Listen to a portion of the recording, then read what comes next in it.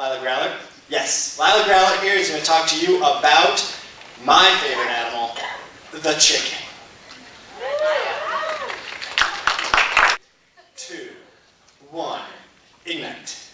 Hi there, my name is Lila Growler. I'm a member of the new UMass Chicken Club. So I'm going to talk to you today mostly about meat bird production because that's what we're doing here on campus. And I'm going to start by talking about your normal industry meat bird. Alright, so the first thing about these guys is you're going to have to bring food to them. It's often grown like across the country and you need fossil fuels to transport it to them, as well as chemical pesticides to grow the food. You're also going to need a lot of other fossil fuel inputs to heat and fuel the barn in which these animals have to live. So you have to control their temperature and their humidity and ventilation with these systems. You're also going to need to transport them away from the facility where they're grown to where they're going to be processed, and then that final product to where they're going to be sold, across the country to KFCs and McDonald's. So this is another huge fossil fuel input. These chickens are also going to create waste, which has to be manually removed from the facilities where they're grown, and there's a lot of waste, which causes a lot of pollution. Your average meat bird facility will produce around 600,000 birds per year, and a lot of chickens equals a lot of waste. This picture down here, that's a common management system for this waste. It's often spread on crop fields as fertilization, and it can run off into streams and rivers, causing nitrogen pollutions. Alright, so this system is called vertical integration, and this is what we see a lot with industrial meat production.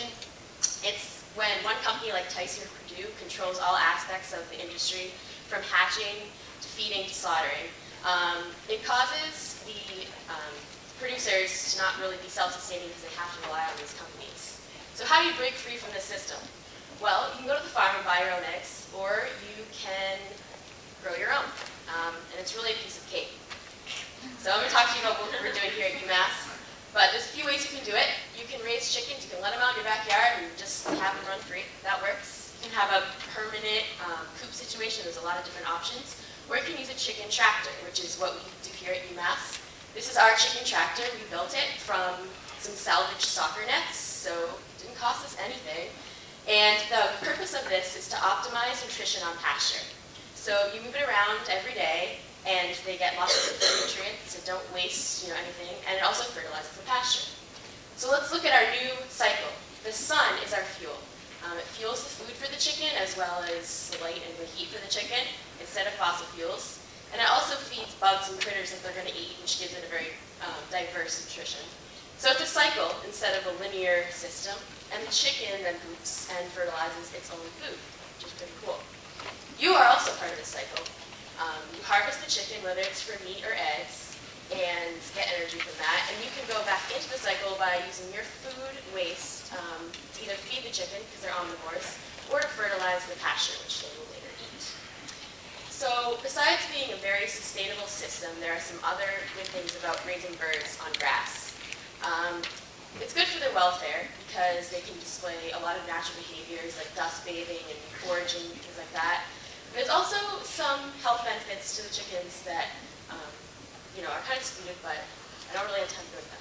But for some downfalls, you're going to deal with predators, weather situations. You're going to have to do a lot of work to, building all your infrastructure, and you're going to have to get to know your chickens. So you're going to have to rotate this tractor every day or every other day. So what are you going to have to do? Depending on how many chickens you have in there, you're going to have to rotate it every day, every other day. You're going to have to give them fresh water, and you are going to have to provide them with some diet supplement because they can't usually get everything off pasture.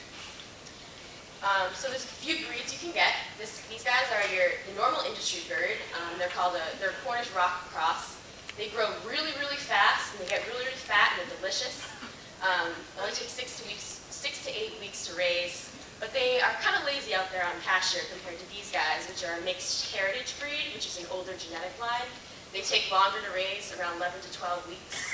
But from observation so far, they're doing pretty good out there, eating a lot of bugs and grass, things like that.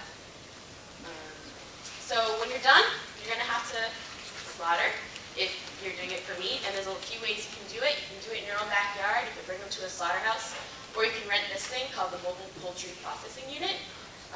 And it's a really great way to bring communities together and do this outside. So overall, it's really easy to go to the grocery store and buy chicken breast. And sometimes you don't really think about, the impact on the earth, the impact on you, and the impact on the chicken that you're having to do this. And it's pretty easy to just go in your backyard and get it as well.